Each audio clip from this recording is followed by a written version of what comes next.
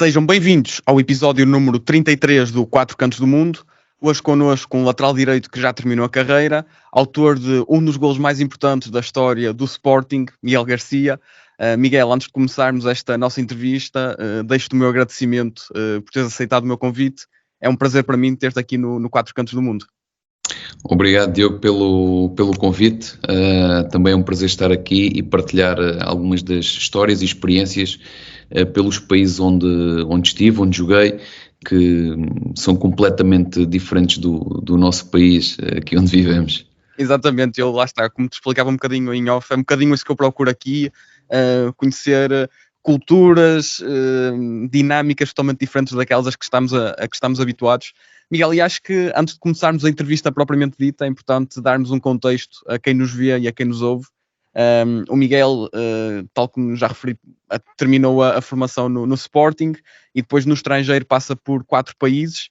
Em Itália joga no Reggina, na Turquia no Orduspor, em Espanha no Mallorca e termina a carreira na Índia, onde jogou no North East United e no Sporting Goa.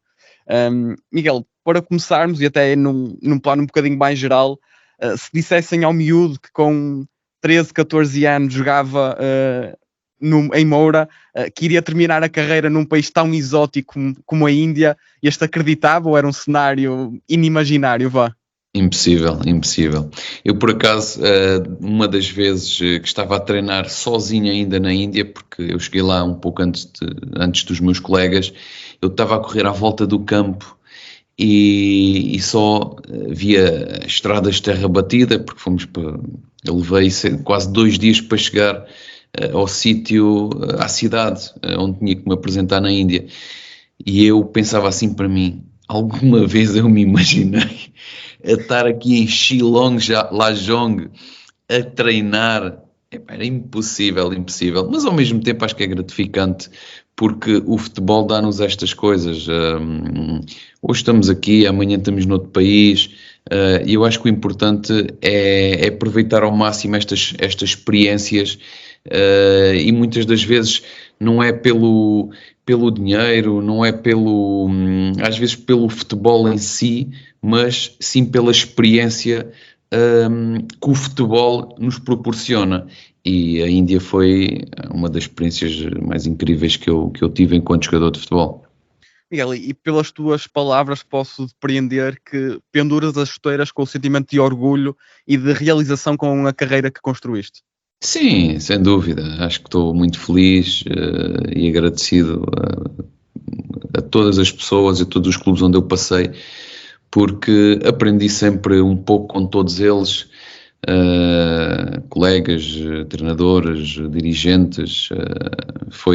Para mim foi espetacular a carreira que tive. Podia ter sido melhor, podia ter sido pior. Foi a carreira que eu consegui, lutei por ela e acho que estou bastante orgulhoso da carreira que fiz. Olhando para trás, acho que foi uma carreira simpática, digamos assim. Miguel, há aqui outra questão que, logicamente, mais à frente vamos ter que falar dela, mas acredito que, por outro lado, e ainda aqui um bocadinho ao reverso da medalha da primeira questão que te fiz, esse tal miúdo de 13, 14 anos em Moura não acreditava ou não pensava que teria que passar por 4 operações, se não quer estar em erro, pelo menos pelo que lhe foram 2 ao joelho, 2 ao tendão daqueles, acho que é isso. Sim, a parte menos positiva desta área do futebol, não é? Esses são ossos do ofício. As lesões é o pior que pode acontecer para um jogador de futebol, porque um jogador de futebol quer estar no campo a jogar, a divertir-se, a ajudar a equipa, a ajudar os colegas, sentir aquela adrenalina na competição, e estar em casa a ver os colegas é muito complicado, muito complicado. Infelizmente passei por 2 situações mais complicadas, mas acho que o importante foi não desistir, ter apoio também de colegas, de família, e deu-me forças para continuar e conseguir dar a volta por cima, felizmente, e ainda jogar mais alguns anitos ao mais alto nível. Mas o futebol tem dessas coisas e o importante é não desistir. Seguindo aqui a ordem, lá está, cronológica da tua carreira, já falei aqui um bocadinho deste tal golo contra o AZ Alkmaar, ao serviço do Sporting, na temporada 2004-2005. Eu gostava de perguntar, em jeito de brincadeira quase, hoje em dia, numa base olhando assim para um mês, quantas vezes é que ainda te abordam adeptos do Sporting por causa desse golo? É assim, depende. Quando vou ao estádio ver o jogo, são várias pessoas que me abordam. É normal que ainda se recordam desse gol. Pessoas aqui da minha geração, um bocadinho mais velhas, um bocadinho mais novas, recordam-se desse gol. É com orgulho que eu ouço essas histórias. Ainda agora, quando fui ao Nós Alive, recordaram outra vez o golo com uma história incrível. Então sou muitas vezes abordado por sportinguistas por causa desse golo, e é com naturalidade que encaro isso, e que também vou compartilhando também um bocadinho a minha história sobre esse dia, sobre esse jogo, e é bom ser reconhecido por esse golo. E enche-me de orgulho, não é sempre, mas quando vou ver os jogos, principalmente do Sporting, é mais frequente. Não sei se podes partilhar essa história do Nós Alive, não sei bem em que contexto o que é que disseram exatamente, não sei se podes partilhar, vá. Não, claro, penso que não há problema.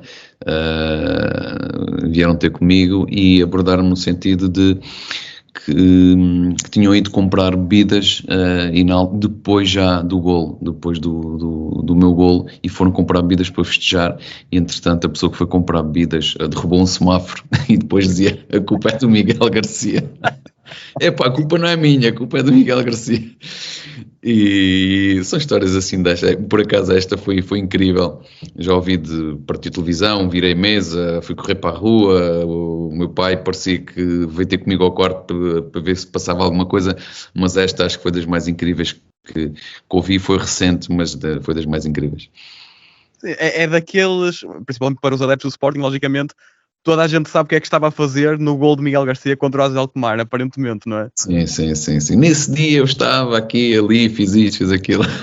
É engraçado. E pergunto, como é que foram as horas, os dias que se seguiram a esse momento? Como é que se lida com um gol de tamanha importância, com um feito tão grande? Como é que se gera tudo isso a nível emocional, a nível coletivo na equipa? Como é que se gera? É assim, sou uma pessoa que quando as coisas correm bem não sou muito de fazer grandes festas, e quando correm mal também não sou muito de ficar em baixo. Lembro que nessa altura, quando acabou o jogo, fui logo ao controle antidoping, eu e o Lietzen, e aí começámos logo a beber umas cervejas, a festejar a passagem à final. E depois foi normal, acordar no outro dia, mas antes de acordar, nós viemos de Holanda para Lisboa, e estavam, não sei se eram 4, 5 mil pessoas à nossa espera no aeroporto, e foi arrepiante esse momento. Acho que foi dos momentos mais bonitos que eu tive como jogador de futebol.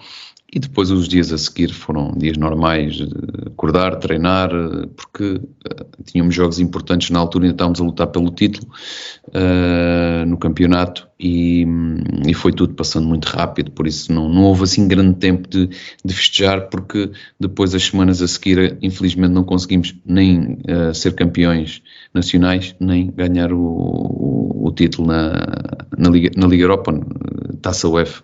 Exatamente.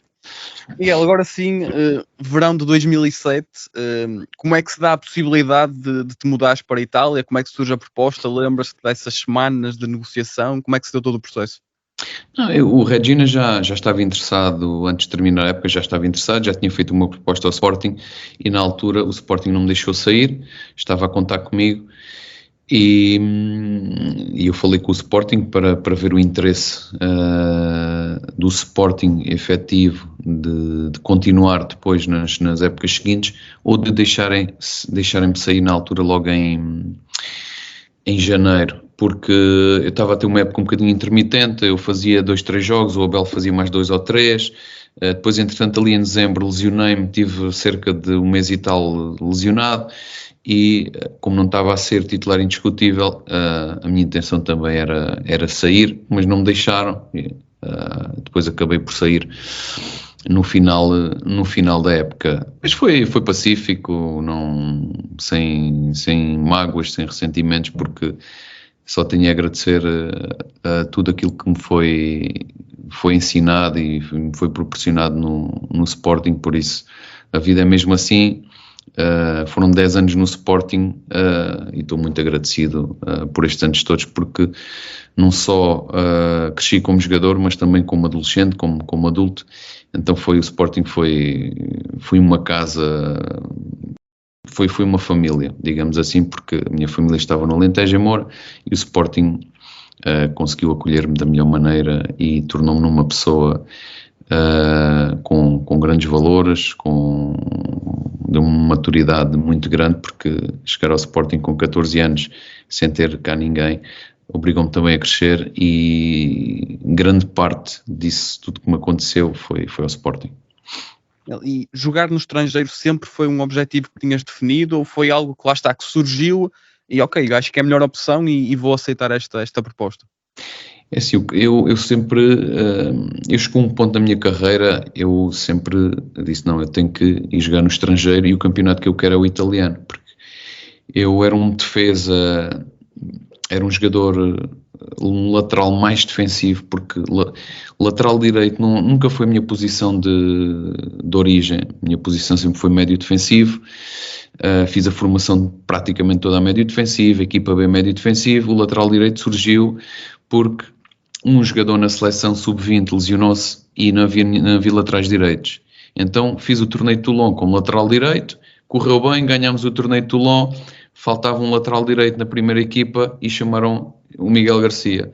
Então o Miguel Garcia fez a pré-época sem rotinas, sem nada, e como as minhas qualidades, era um jogador aguerrido, agressivo, dominava bem a bola, passava, então taticamente também era bom, e consegui agarrar o lugar, e foram 4 anos como lateral direito.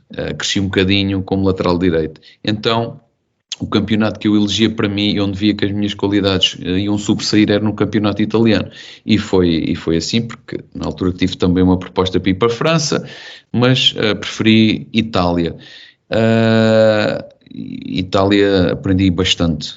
Fiz a pré-época toda, infelizmente não consegui competir porque tive a tal lesão no joelho que me impediu depois de jogar um ano e qualquer coisa, mas na pré-época vi logo que os italianos taticamente são muito fortes, e aprendi bastante lá em Itália, parte tática e a parte física. Técnica não aprendi tanto, porque eles, pré-época é correr e treinar a parte tática. Infelizmente não consegui, como te disse, porque o objetivo era começar no Reggina, que era uma equipa de meio da tabela, e não consegui competir, porque depois o objetivo era passar do Reggina para equipas de outros patamares. Não deu, e tive que dar a volta por cima, mas como disse, as lesões é o ponto crítico para um jogador de futebol. Exatamente. Miguel, mas pegando até um bocadinho na tua resposta, como é que foi todo esse processo de, durante a pré-época, lidar com essa lesão? Quando é que começaste a perceber que alguma coisa não estava bem? Porque, afinal de contas, como disseste, foi uma lesão que te tirou dos relevados durante 1 ano e tal, uma lesão complicada, vá. Como é que foi todo esse processo de descobrir a lesão, entre aspas? Assim, eu nunca tinha tido uma lesão com gravidade no Sporting.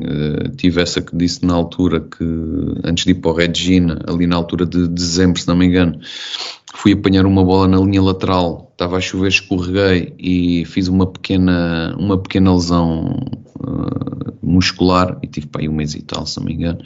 Mas assim, com uma gravidade de ser operado, de parar meses, nunca tinha tido. Então a pré-época íamos para a montanha, para o norte de Itália, e corríamos cerca de 40 minutos, 1 hora, a subir, a descer, e na altura começou a doer um pouco o tendão rotuliano, e eu, como não tinha tido assim lesões muito graves, fui arrastando, porque estava a jogar a titular nos jogos da pré-época, o treinador gostava de mim, estava a contar comigo, e eu não queria dar a parte fraca de, epá, agora vou aqui parar e tal, vou ali para o posto médico porque dói-me um bocado o tendão rotuliano.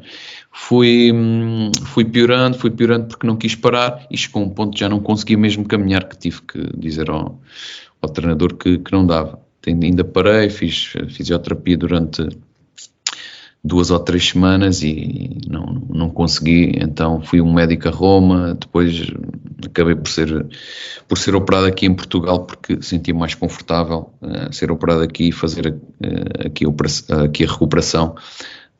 E quando voltei também não estava a 100%, foi chato. E depois os italianos, num presidente, não eram muito compreensivos, foi um desgaste muito grande e não foi fácil nessa altura. Quando cheguei a Portugal é que as coisas acalmaram, recuperei com calma, e depois voltei outra vez a treinar com o sindicato de jogadores e depois foi quando surgiu a proposta do Olhanense. Mas lá está, até do ponto de vista mental, como é que se lida com isto? Porque passaste do, ok, vou aqui para se calhar o meu campeonato de sonho, para numa questão de semanas, tenho que lidar com uma lesão que me impede de jogar e que me impede de fazer aquilo que mais gosto durante um ano e tal. Como é que se lida com isto a nível mental? É assim, não é fácil. Lidas da maneira melhor possível, que é, estou a recuperar, vou recuperar e vou conseguir jogar, porque quem tem lesões normalmente recupera e volta a competir. Só que esta era uma lesão, tendão rotuliano, como o cruzado anterior, são lesões chatas, levam 6 meses, 8 meses, e são lesões que se tem que ter paciência, não só de quem está lesionado, mas também dos fisioterapeutas, dos médicos, dos treinadores, dos presidentes e dirigentes. Mas ali em Itália eles não têm muita paciência e não foi fácil, mas tive que aguentar, e depois consegui dar a volta. Sendo certo que isto não é de forma natural o ponto-chave ou o ponto que decide por onde é que um jogador vai jogar ou não, a verdade é que quando mudas para a Itália ficaste numa zona bastante interessante, zona sul do país, zona de praia, se não estou em erro. Deu para aproveitar também esta vertente um bocadinho mais social, de conhecer um sítio novo, de conhecer um sítio que muita gente se calhar poderia eleger como destino de férias e tu estavas ali a viver diariamente naquela zona? É assim, inicialmente deu um pouco, antes da lesão, antes de parar, deu para aproveitar um bocadinho com alguns colegas que já estavam lá há alguns anos, deu para aproveitar porque Reggio Calabria tem uma zona ali junto ao mar muito bonita, deu para comer boas pizzas, boas massas, bom peixe. A cidade em si é uma cidade normal, não posso dizer que é uma cidade bonita, porque o sul de Itália, quem conhece Itália sabe que de Roma para baixo é uma coisa, de Roma para cima é outra, mas ali na zona das praias é giro, aquelas zonas estão mais arranjadinhas, têm bons restaurantes, mas depois para dentro da cidade e para as zonas um bocadinho mais fora, já não era uma zona bonita de estar.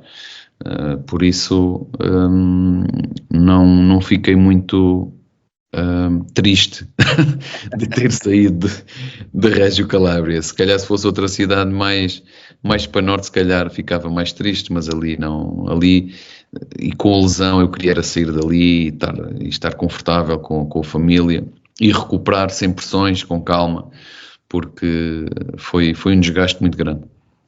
Sendo certo que lá está, como referiste, foste operado em Portugal, vieste para cá fazer grande parte da recuperação, tens alguma história mais curiosa, algo mais engraçado que se tenha passado durante estes teus tempos no Reggina?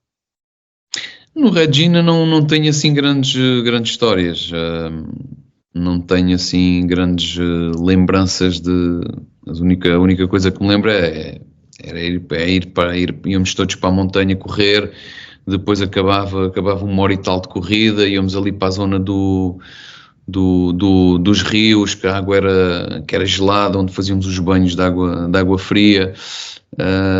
Foi agradável, por acaso foi agradável, fui bem recebido também por eles, mas não tenho assim grandes histórias.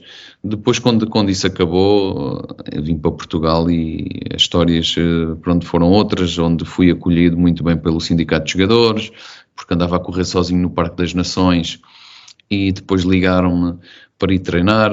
Logo não mostrei assim muito interesse, porque não conhecia bem as pessoas e não sabia se era uma mais-valia ou não, e depois tomei a decisão de ir e foram espetaculares, e acho que foi aí a minha rampa de lançamento para recuperar completamente a lesão do joelho e ter mais visibilidade de outras equipas e verem que o Miguel Garcia já estava a 100% da lesão. Miguel, sendo certo, lá está que estiveste pouco tempo e a treinar com a equipa foi mais na pré-época, eu dei assim uma vista de olhos pelo plantel e houve um jogador que me chamou a atenção, o Cristian Stuani. Não estou a dizer que é um fora de série, mas ele agora está no Girona já há algum tempo a dar cartas. Eu penso que chegaste a cruzar com ele, ou não sei se ele não tinha chegado ainda. Não me cruzei com o Stuani, cruzei-me com o Nicola Amoroso, que tinha jogado em Juventus, com o Francesco Cozza, que também, não me recordo daquele, mas também tinha jogado aí num dos clubes grandes. Havia mais um central, que agora não me recordo o nome, que ele depois foi jogar para o Nápoles. O Regina era um bom clube, o presidente pagava bem, tinham bons objetivos, chegar à Liga Europa na altura. Lembro-me desse ano, acho que ficamos cerca do meio da tabela, mais coisa, menos coisa, mas havia lá muitos bons jogadores naquela equipa. E olhando para o pós-Regina, segundo o que li em entrevistas tuas, podemos ter mais 2 países aqui na lista. Falo da Bélgica e do Canadá, porque, segundo percebi, houve conversações, pelo menos, com, acho que era o Standard de Liège e com o Toronto FC, certo? Certo. Não, sim, eu quando saio de Itália, fui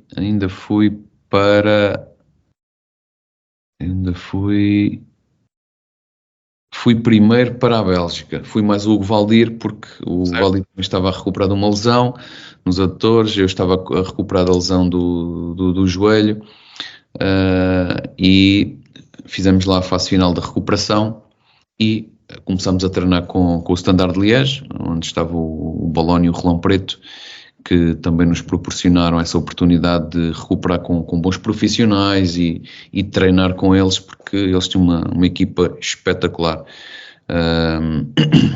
E na altura começámos a treinar com eles depois fizeram-nos uma proposta, mas só que foi uma proposta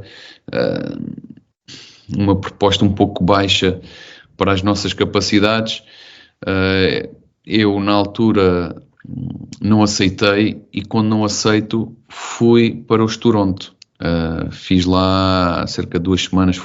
Eles estavam a fazer pré-época em Miami, em Fort Lauderdale, um bocadinho a norte de Miami, e já tinha treinado, já estava lá há quase 10 dias, e as coisas estavam a correr muito bem.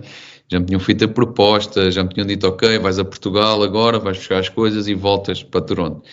E num dos últimos treinos, uma bola não foi dividida, eu ia impedir um remate, há um jogador que chuta na bola, e o meu pé veio assim um bocado para trás e fiz uma lesão de grau 2 no ligamento lateral interno do joelho. E foi por água abaixo esse contrato. Vim para Portugal, fui recuperei outra vez com calma. Eles disseram para voltar, isso foi em fevereiro, que era a pré-época deles. Vim para Portugal para recuperar, disseram em julho, vai e volta, que nós queremos e tal. E eu disse: ok, tudo bem. Só que entretanto depois já estava cansado, foi lesão aqui, lesão ali, queria arranjar uma equipa em Portugal, e surgiu o Olhanense. E acho que foi das melhores decisões que eu tomei, porque o Olhanense foi também um dos clubes que eu adorei jogar, não só pelo clube em si, mas por todas as pessoas, os jogadores que lá estavam, o treinador Jorge Costa. Foi espetacular. Acredito que esta fase, tanto no Olhanense como no Braga a seguir, foi mesmo a reabilitação do Miguel Garcia, não é verdade? Ou seja, mostraste que estou de volta, estou bem. Sentiste realmente isso? Sim, sem dúvida. O Olhanense foi a rampa de lançamento também, porque antes depois da lesão do ligamento lateral interno, foi essa altura que eu fui para o sindicato e que fizemos alguns jogos onde as pessoas me começaram a ver e a sentir que, para lá que o Miguel já está recuperado. Porque na altura o meu empresário, Paulo Barbosa, falava com alguns clubes, Leiria, Setúbal, Leixões, também estava na primeira, e todos mostravam um bocadinho preocupados por causa da lesão. Não era da qualidade, mas era da lesão. E o Olhanense disse para ir lá fazer uma semana, e acabei por fazer lá a semana. E o torneio do Guadiana, jogamos contra o Benfica, contra o Anderlecht, se não estou em erro, e as coisas correram muito bem. Então acabei por ficar lá, e foi espetacular. Tínhamos uma equipa, malta simples, malta humilde, qualidade. O Olhanense tinha subido e fizemos uma boa temporada, conseguimos a manutenção, só que eu a meio surgiu a oportunidade de ir para o Braga, e na altura até falei com o Jorge Costa e até lhe disse: Mister, se quiser que eu fique até o final da época, eu fico. E ele disse: não, nem pensar, tens proposta, é outro patamar, estás à vontade, agradeço também por tudo. E pronto, e acho que foi conversa que se tinha que ter, e também não me cortaram as pernas. Eu acho que consegui dar tudo o que tinha ao Olhanense, e o Olhanense também me ajudou bastante, e não me cortou as pernas na altura de ir para o Braga. E depois o Braga, claro que geram outros objetivos, outro patamar, um clube que eu também guardo muito no meu coração, e também estou muito grato por tudo que o Braga fez por mim, e tudo que me ajudou. São estes 3 clubes aqui em Portugal, não é? Sem contar com o Moura, não é? Porque o Moura é aquele clube de miúdo, mas estes 3 clubes ficaram marcados na minha carreira, e agradeço tudo o que eles fizeram por mim. E lá está, entramos aqui mais uma vez, se calhar, nesta questão da montanha russa a nível de emoções, porque há, sei lá, olhando aqui para a época de 2010-2011, o Sporting Braga chega a uma final europeia e tudo mais, estás inserido nesse plantel, sendo que um ano e meio antes estavas com problemas de lesões, porventura a ponderar se continuavas a jogar ou não, porque o tal problema no tendão rotuliano arrastou-se durante um ano e meio. Pergunto exatamente isto, por um lado, se nessa altura pensaste em deixar de jogar, e por outro, se quando consegues recuperar, acreditavas que podias chegar a um patamar destes, de estar num clube que chega a uma final europeia. Assim, quando nós não conseguimos recuperar de uma lesão e as coisas não estão a correr bem, claro que vem tudo à cabeça, de desistir, deixar de jogar, pensar no plano B, vem tudo à cabeça. Depois, quando a lesão desaparece, esses sentimentos de desilusão, de frustração, de pensar em mandar a toalha ao chão, desaparece completamente, e começa-se a formar na tua cabeça outro tipo de objetivos, de ok, tenho que jogar sempre, tenho que sair daqui para outra equipa melhor, lutar por outros objetivos, e foi isso que aconteceu comigo. Eu, assim que vi que não tinha problema já no joelho, comecei a pensar, ok, agora o próximo passo é arranjar equipa. Eu só quero arranjar equipa para as pessoas verem que eu não tenho problemas e que podem contar comigo para outros objetivos e outros patamares. E foi assim que aconteceu. Sindicato, Olhanense e depois Braga. E no Braga cheguei ao final da época, no último jogo, a lutar para ser campeão. Quando éramos nós e o Benfica, acabou por ser o Benfica na última jornada. E penso que esta é a melhor classificação do Braga até hoje, que é um segundo lugar, a lutar até ao final com o Benfica, e chegar e no ano a seguir chegámos a uma final europeia. Também é um feito histórico para o Braga. Então penso que também ainda estou marcado também por ter feito essa tal final europeia, segundo lugar, são recordes que ficam marcados e ainda bem que é assim, porque acho que o Braga também merece. O Braga tem uma estrutura muito forte, muito boa, e acredito que em poucos anos consiga também, como conseguiu talvez o Boa Vista, quando conseguiu ser campeão, ou mesmo outra final europeia, não sei, mas acho que o Braga está no bom caminho e também tem tudo para conseguir um título.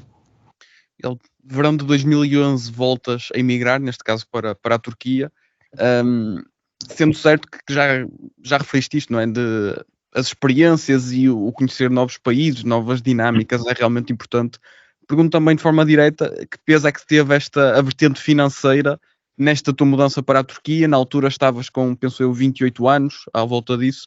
Foi também realmente olhares para esta oportunidade como, ok, se calhar tenho aqui um grande contrato que nesta fase da minha carreira faz realmente sentido aproveitar esta oportunidade? Claro. Sim, sem dúvida que aqui a questão financeira pesou na decisão. Eu tive uma proposta para renovar pelo Braga, mas não conseguimos chegar a um acordo e penso que o melhor foi sair, porque eu não queria ficar contrariado, né? E o Braga também não me queria contrariado no plantel. Segui a minha vida, muito agradecido ao Braga, também penso que o Braga também ficou muito feliz pelas minhas prestações, fizemos história, então a minha vida segui por outros caminhos. Orduspor, uma equipa que tinha subido, uma equipa que estava com objetivos muito grandes, que era também Liga Europa. Tinham contratado também bons jogadores, bons nomes, jogadores que tinham vindo também do Galatasaray, jogadores que tinham vindo, por exemplo, o David Barral tinha jogado no Sporting Gijón, Malta também emprestada pelo Real Madrid.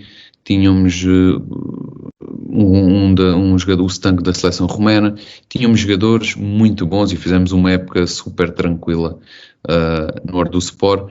E aí também foi um clube que me fez sentir jogador, as pessoas muito porreiras, mesmo na cidade.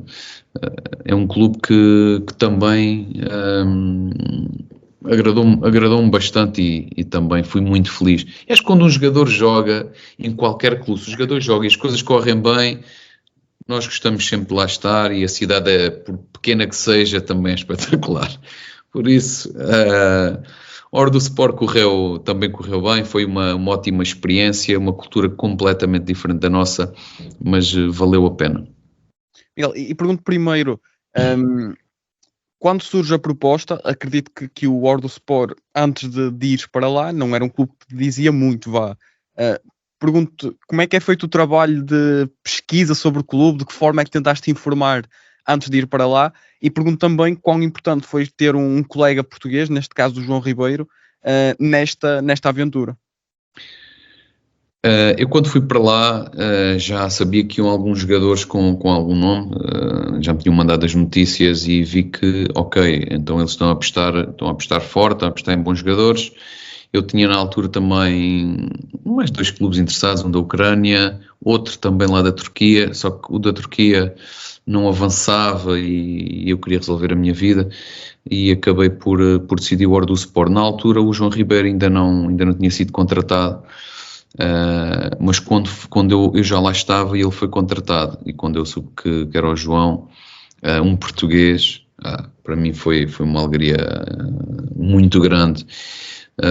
Porque durante a época eu e o João estávamos sempre juntos, íamos almoçar juntos, íamos jantar juntos, íamos sair juntos, nos treinos. Foi espetacular. O João, acho que é a melhor pessoa que se pode ter num clube, porque o João, uma pessoa sempre bem disposta, excelente humor, nunca estava chateado, impecável.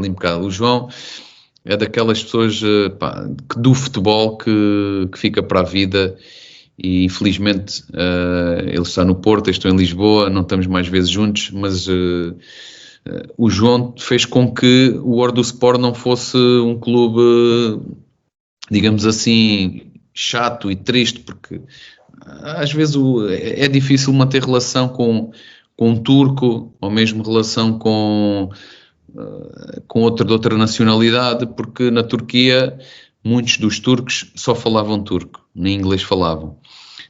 Naquela época já não me recordo se já estava lá algum brasileiro ou não, mas penso que não, era espanhóis e argentinos, mas é sempre diferente.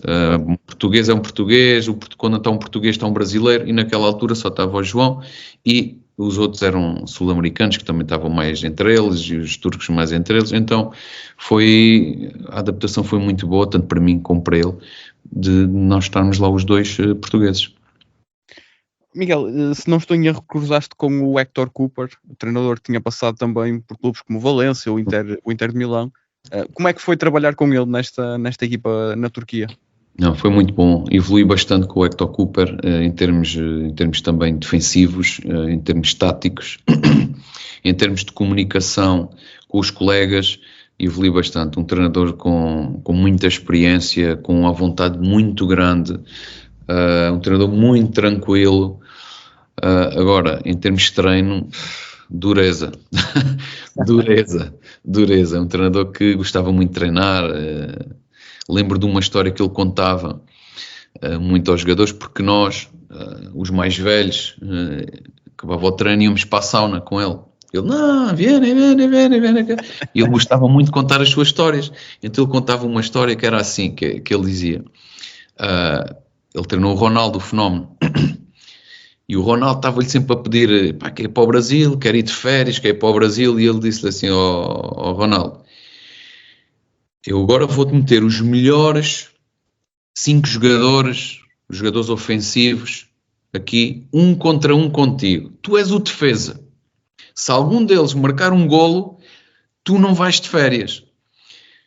Se nenhum marcar, tu vais de férias e vou-te dar mais dias. E ele dizia assim, olha, cortou as bolas todas, era carrinhos, tirava a bola e com a bola para a frente. Ele contava essa história ao pessoal quando chegava, contava sempre a mesma história. E ele dizia que treinava muito a parte física, a parte tática. Então todos os jogadores tinham que defender, avançados, extremos, toda a gente tinha que defender. Mas gostei bastante porque era defesa e com eles joguei muitos. Eu com eles jogava a lateral direita, a lateral esquerda, a central e a trinco. Quando faltava algum jogador, ele dizia, Miguel, à esquerda, a hora... Lá ia o Miguel apagar o fogo, não era? Ok, mas não faz mal. Mas gostei muito de trabalhar com ele, gostei muito. E pronto, se tens alguma história mais marcante desta experiência na Turquia, falámos sempre do fervor dos adeptos turcos, se sentiste isso no teu clube, era realmente assim também? Sim, uma história assim mais agressiva foi quando nós jogamos contra o Trabzonspor, porque são cidades perto, também são rivais, e nós acabamos, esse jogo empatámos, creio que 1-1. E quando estávamos a ir do estádio para o centro de estádio, já depois do jogo, começaram a mandar pedras, e um colega meu, uma das pedras bateu no vidro, partiu o vidro e bateu-lhe aqui nesta parte, levou 2 ou 3 pontos e foi complicado. Nós até saímos logo, o autocarro parou, saímos do autocarro, andámos feitos malucos a fugir a ver se encontrávamos, mas foi complicado também essa parte, porque os adeptos lá são mais complicados do que aqui. Nós aqui gritamos, eles lá gritam e depois agem, não é? E lembro de uma história também do Fenerbahçe, que te mandaram tiros para o autocarro do Fenerbahçe, histórias assim destas. Mas os nossos adeptos eram mais connosco, independentemente do resultado, apoiavam sempre a equipa, nunca houve nenhum episódio em que os nossos adeptos fizeram-nos alguma coisa. Foram sempre os adversários, os adeptos das equipas adversárias. E pronto, também, não quero estar aqui a generalizar de maneira nenhuma, mas já tive aqui no podcast alguns convidados que passaram pela Turquia e falam de questões, por exemplo, de salários em atraso. Viveste alguma vez situações desse género? Pergunto na Turquia, mas... Sim, isso é normal. Sim, isso é normal. Turquia, salários em atraso, cheques, depois íamos meter os cheques e não havia dinheiro. Isso na Turquia é normal. mesmo no Besiktas, no Fenerbahçe, no Galatasaray, é normalíssimo.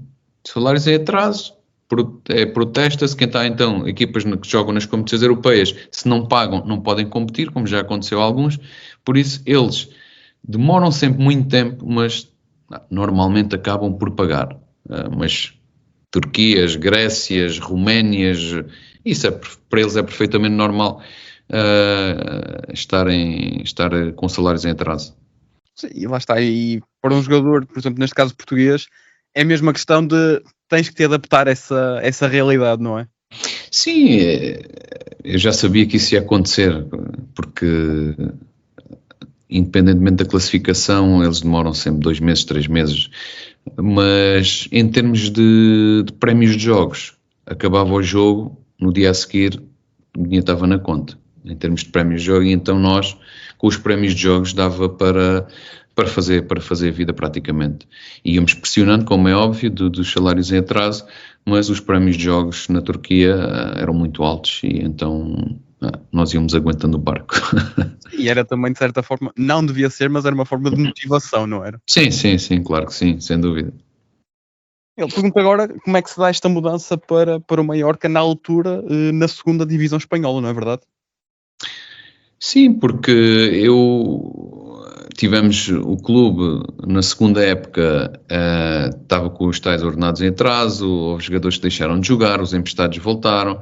Foi um momento difícil, porque nós nem compreendemos o porquê, porque à nona jornada estávamos, se era no sétimo ou à nona, estávamos em primeiro com os mesmos pontos do Galatasaray, não percebemos o porquê dos salários em atraso e aquilo tudo acabou por descambar e, entretanto, não queria lá ficar no Orduspor, surgiram outros clubes, mas o Mallorca tinha acabado de descer e eles queriam subir logo no ano a seguir.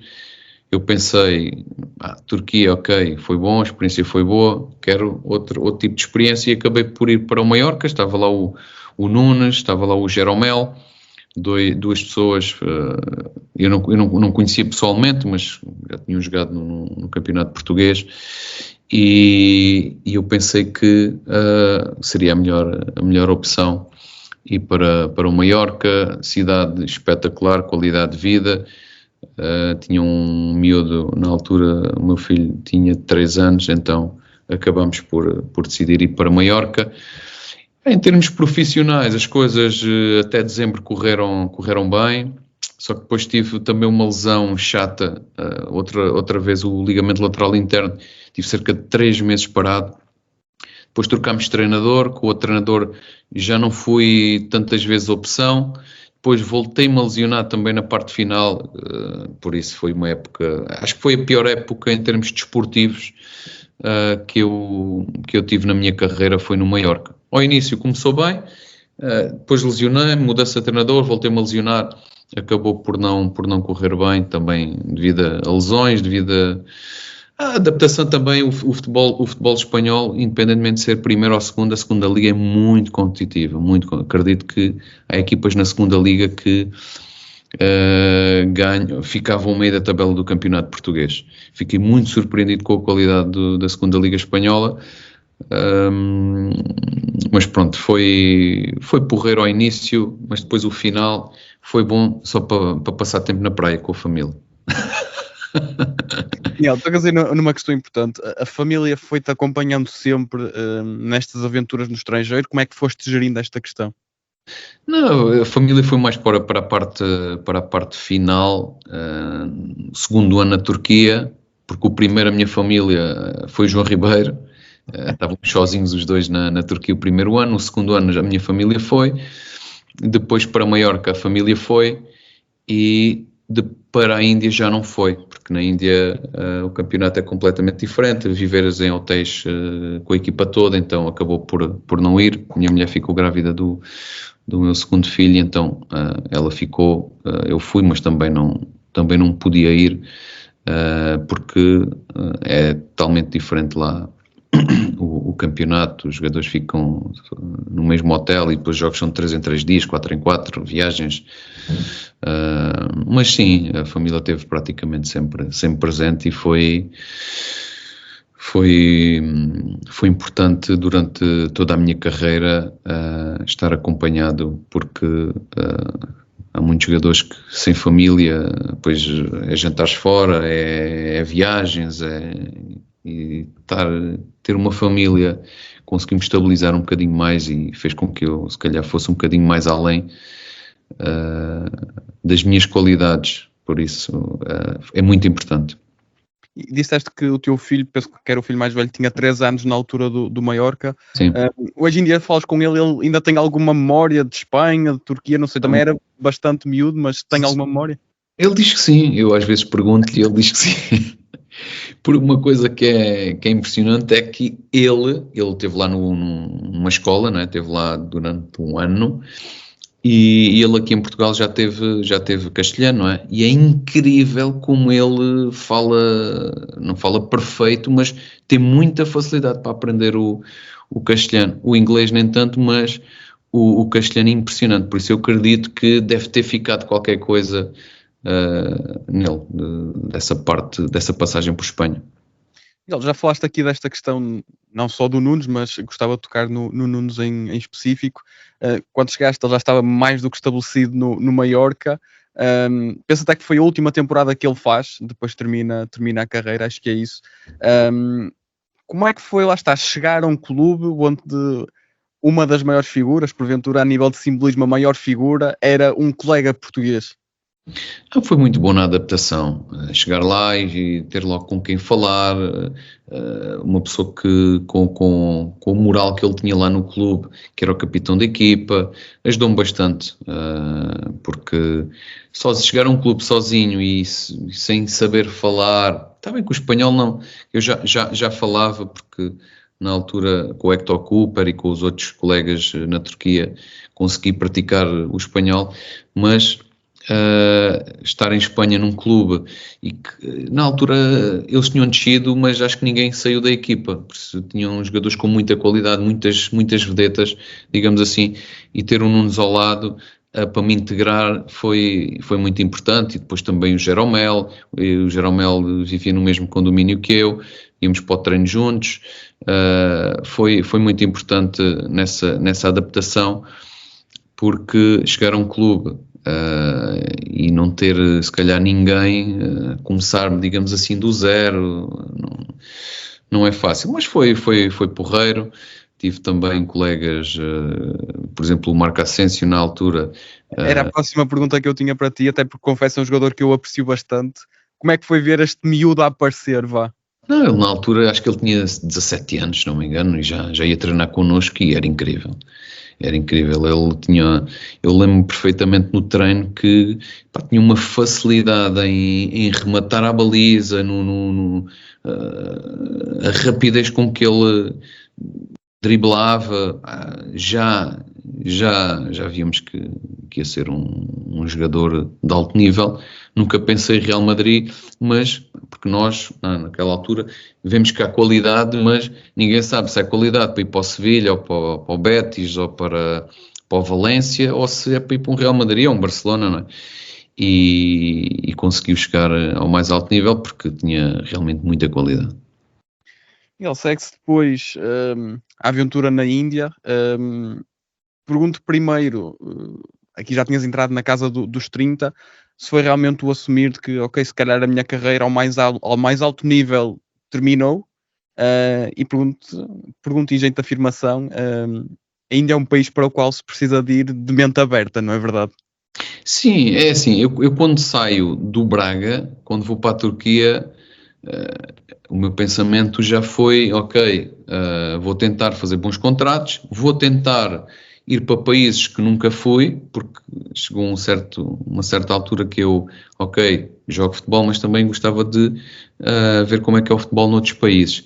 Na altura, quando estava no Braga, ainda pensei que poderia ter uma oportunidade na seleção nacional, mas nunca surgiu e claro que depois uma pessoa pensa também, ok, 28 anos, vamos lá tentar aqui fazer dinheiro e continuar a competir, não é? Porque um jogador de futebol, por mais dinheiro que ganhe, mas se não joga, não é feliz.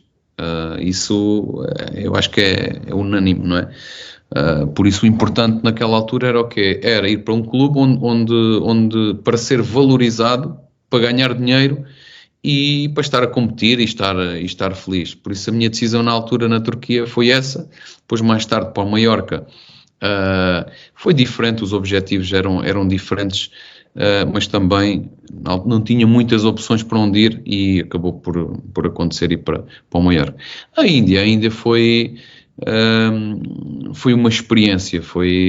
Eu na altura estava no Maiorca e pensava assim, eu agora quero ir ou para a Índia, ou para a Tailândia, ou para a China, ou para os Emirados, tenho que ir para um país destes, porque... Ou seja, estava mesmo definido, vá. Estava. Ou para os Estados Unidos.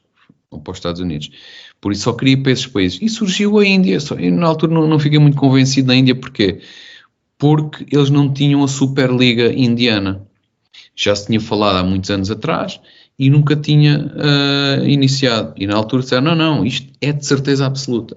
Aí eu fiquei um bocadinho com o pé atrás, mas acabou nesse ano acabou por acontecer e foi espetacular. Foi uma experiência incrível. Tiveste a oportunidade de estar em 2 cidades. Pergunto-te, havia muitas diferenças entre elas? Como é que era o funcionamento, a dinâmica? E pergunto também pela influência portuguesa em Goa, neste caso em concreto. Basta analisar o nome dos teus colegas indianos no plantel no Sporting de Goa, que se vê uns Gonçalves, pronto, não sei ao certo, não é? Mas via-se muito essa influência, não é verdade? Sim. São 2 cidades completamente distintas. North East United, a cidade era Guwahati, mas nós treinávamos também, quando a pré-época foi em Shillong Lajong. Eu para sair daqui, como disse no início da entrevista, eu fui de Lisboa para Istambul, de Istambul para Mumbai, de Mumbai para Guwahati e de Guwahati para Shillong Lajong, 3 horas de autocarro. Eu cheguei lá, digo assim, meu Deus, onde é que eu estou metido? E Shillong Lajong, uma cidade em que muitas ruas em terra batida, eles ainda penduravam, como nós penduramos aqui às vezes o jornal nos quiosques, eles penduravam a carne e o peixe, coisas, e os carros a passar ali uma poeirada incrível. E eu digo, ei meu Deus, isto aqui está atrasado muitos anos. Mas pronto, depois entretanto descemos para Guwahati. Guwahati era uma cidade maior, um bocadinho com mais qualidade em termos de serviços, de restaurantes, mesmo em termos de qualidade de treino, um bocadinho melhor, mas também nada por aí além. Ficámos num hotel que era o Radisson, qualidade em termos de comida, não podíamos comer na rua, então correu bem essa experiência em Guwahati. E depois nós estávamos todos juntos no plantel, então estava com o Capdevila, que jogou no Benfica, estava com o Coque, que tinha jogado comigo no Sporting, era o 10 da equipa, e entretanto, depois mais tarde, na época a seguir, veio o Silas e o Simão para a equipa onde eu já estava, North East United. Mas antes ainda houve aquela paragem, porque o campeonato lá era entre julho e dezembro, e depois começava a liga deles normal, que era a primeira divisão, entre janeiro e maio. Okay. E foi aí que eu fui para o Sporting Goa. Goa é uma região, não é? A cidade, a capital de Goa é Panjim, e foi aí, então era qualidade de vida. Vivia num condomínio, com piscina, com praia à frente, muita qualidade. Para ir visitar a Índia, claro que Mumbai e Delhi são cidades que se deve visitar, mas para ir de férias, para ir para a praia, a melhor região é Goa, e foi aí que eu também conheci algumas pessoas que ainda falavam português, principalmente pessoas já com uma idade mais avançada. Fui lá a muitos restaurantes, a muitas lojinhas, e conheci lá algumas pessoas. Para mim foi uma experiência muito boa e muito gratificante, porque jogar na Índia, ser valorizado e conseguir concretizar o objetivo que tinha, que era ter uma nova experiência num país desses que eu te acabei de dizer, e acho que a Índia foi o país que me proporcionou essa experiência. Sendo certo que já referiste que lá está, a equipa estava em hotéis ou depois estavas em condomínios com boas condições, havia também o reverso da medalha, tal como falaste há pouco do exemplo da carne, da questão da pobreza, Sim, tudo sim, mais. sim. Foi também um choque de realidade lidar com estas situações de forma direta, vá? É assim, eu já ia com a mente muito aberta, eu vi tudo. Inicialmente, nós, quando vemos coisas que não estamos habituados, olhamos, ei, pá, mas vai aqui uma vaca a passar na estrada. Ei, então este agora está aqui a cortar, tem-lhe a cortar aqui o cabelo à beira da estrada. Este está aqui a tomar banho e no meio do cruzamento. São coisas que eu antes de ir já sabia que aconteciam, então fui um bocadinho já preparado com essas expectativas, porque ia haver muita miséria, muita pobreza, pessoas a dormirem à porta dos comboios e do metro, mas é a realidade, a cultura cultural também é normal, mas muita pobreza acima de tudo, o que é triste. Mas para nós, jogadores, felizmente passamos um bocadinho à parte do que é essa realidade, e tinha que ser assim para estar a competir ao mais alto nível. Tinha que ser assim, tínhamos de estar em hotéis, tínhamos de estar rodeados de outras condições para estar a competir ao mais alto nível. Como é que descreves o nível competitivo, o nível desportivo que encontraste? E pergunto também, foi a partir dessa altura que a Índia começou a chamar estrelas de calibre mundial. Chegaste a defrontar alguma delas? Tens assim alguma memória mais presente desses confrontos? Sim, jogadores como o Del Piero, Roberto Pires, Anelka, Ljungberg, David James, Materazzi, foram todos para lá nesse ano, porque era a primeira edição da Superliga, pagavam bem, queriam se mostrar ao mundo, não é? Que a Índia podia ser uma potência do futebol, mas foi só a fogo de vista, porque não, foi como a China, não é? Eu acho que eles não estão preparados mentalmente. Estruturalmente, não é? E também. Não, estruturalmente não estão preparados, e depois as pessoas que têm à frente dos clubes são pessoas que não têm a cultura como nós europeus temos do futebol. Enquanto isso não mudar, seja na Índia, seja na China, seja na Tailândia, seja na Arábia Saudita, começa bem, mas depois tem tudo para dar errado, porque tem que se começar pelas bases, pela estrutura, e não a contratar jogadores e a pagar milhões, porque mais cedo ou mais tarde isso vai terminar. Mas tiveste algum episódio em concreto, algum jogo em concreto, algum confronto com essas estrelas que referiste que tenha marcado especialmente algum jogador em concreto? Não, joguei contra eles todos, que esses nomes que te acabei de referir. O Del Piero, lembro-me que já estava mesmo, se calhar o Del Piero na altura devia ter já, se não tinha 40 anos, tinha perto de 40 anos, já estava numa fase já final da carreira em que não corria muito. Eu na altura jogava a central, ele jogava avançado, e ele com a bola nos pés ainda era muito difícil tirar a bola, mas quando eu conduzia a bola ele já nem corria atrás de mim. A qualidade lá era uma qualidade, eu nem sei a que liga é que posso equiparar a qualidade da Superliga, porque nós na altura acho que tínhamos podiam jogar 8 estrangeiros a titular, ou 8 ou 6, não me recordo, e quando os estrangeiros jogavam, quando a bola estava entre os estrangeiros, era uma qualidade grande, uma qualidade de uma primeira divisão. Mas depois a bola chegava aos pés dos indianos, era uma qualidade de terceira divisão ou distrital daqui de Portugal. Por isso, tanto podia haver uma jogada, um golo, magnífico, não é? Como depois podia haver uma coisa incrível de 2 ou 3 jogadores não darem 2 passos seguidos, não é? Então, nós europeus a jogar numa Superliga indiana, sobressaíamos, claro, com muita facilidade.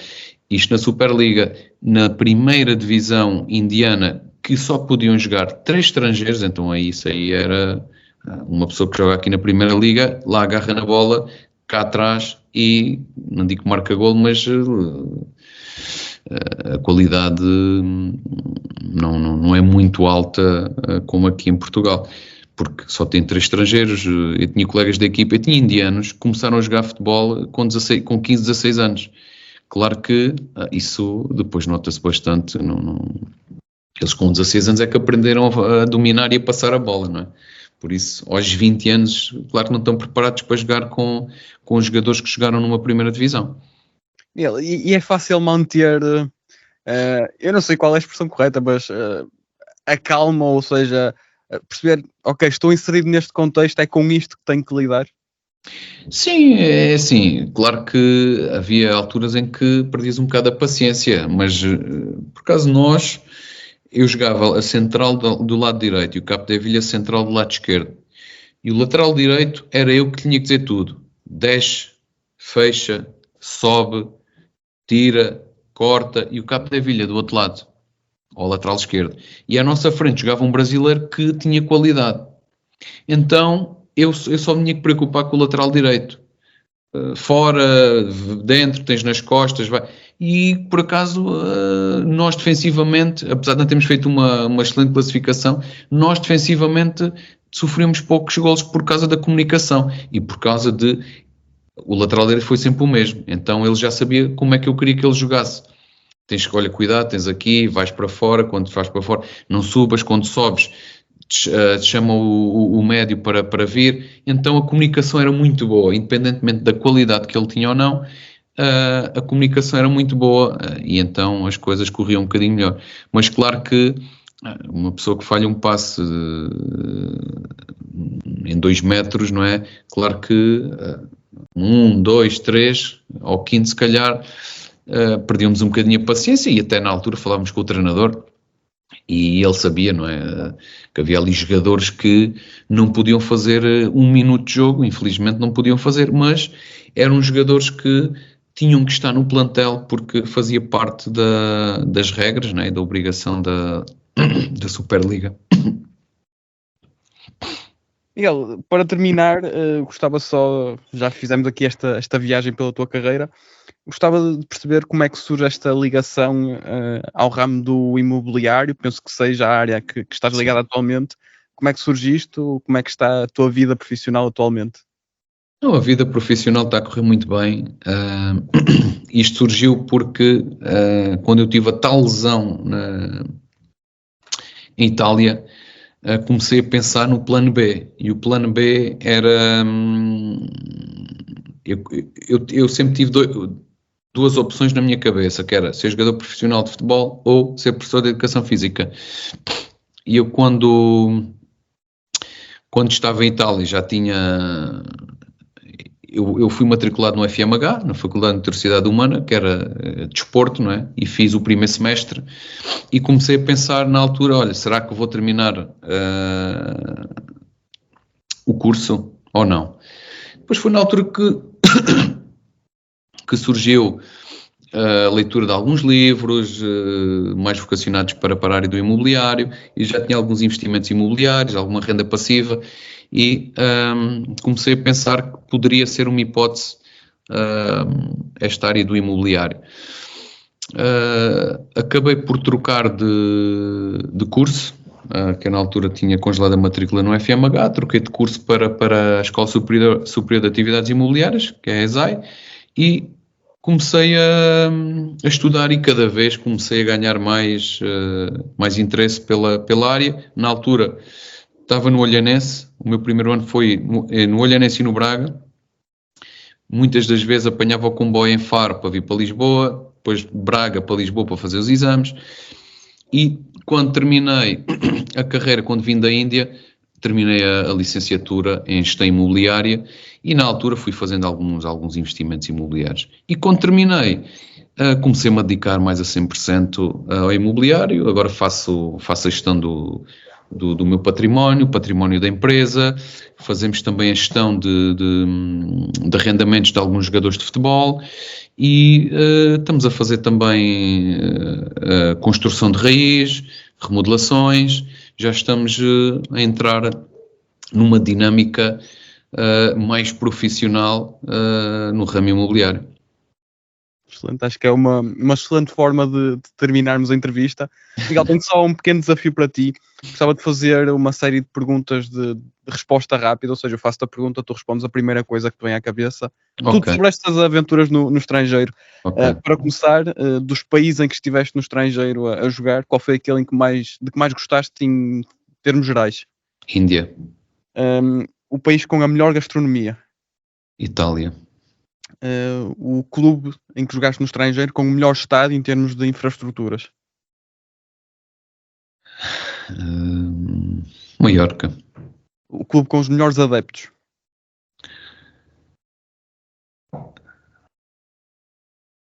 Orduspor. O melhor jogador com quem jogaste nestas aventuras no estrangeiro? Boa pergunta. Eu gostei muito de jogar com o Silas. O melhor treinador que tiveste no estrangeiro? Hector Cooper. Pergunto se há assim algum jogo que não esqueças, que tenha marcado de forma especial fora do país. Talvez um jogo lá na Turquia, o Orduspor contra o Sivasspor. Por algum motivo em especial? Porque marquei gol e fiz um grande jogo e recordo-me ter sido um dia muito, muito feliz por ter lá também a família. O adversário, neste caso um jogador em específico, mais difícil que enfrentaste? Talvez o Amrabat na altura ele jogava no Kayserispor. E para terminar, um país no qual não jogaste e gostavas de ter jogado? Tailândia. Certíssimo. Miguel, só te posso agradecer por esta horinha que tiraste para conversar comigo. Acredita que foi mesmo um gosto para mim ter-te por cá. Obrigado também, Diogo. Para mim é sempre, como te disse, um prazer partilhar estas histórias. Algumas destas nunca tinha partilhado, não é? Principalmente aquela do Nós Alive, que foi agora há bem pouquíssimo tempo.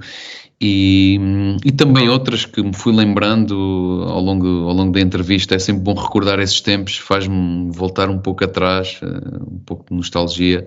E agora vou terminar e vou-me lembrar de coisas coisas boas, coisas que passaram e que me vão deixar sempre com saudades de voltar. São países que eu, quando terminei a carreira, voltei à Índia, fui lá visitar amigos, mas são cidades que marcaram, são clubes que marcaram e que muitas vezes vou a Braga, muitas vezes vou a Olhão, e são essas experiências que ficam, que marcam o jogador, que marcam a pessoa.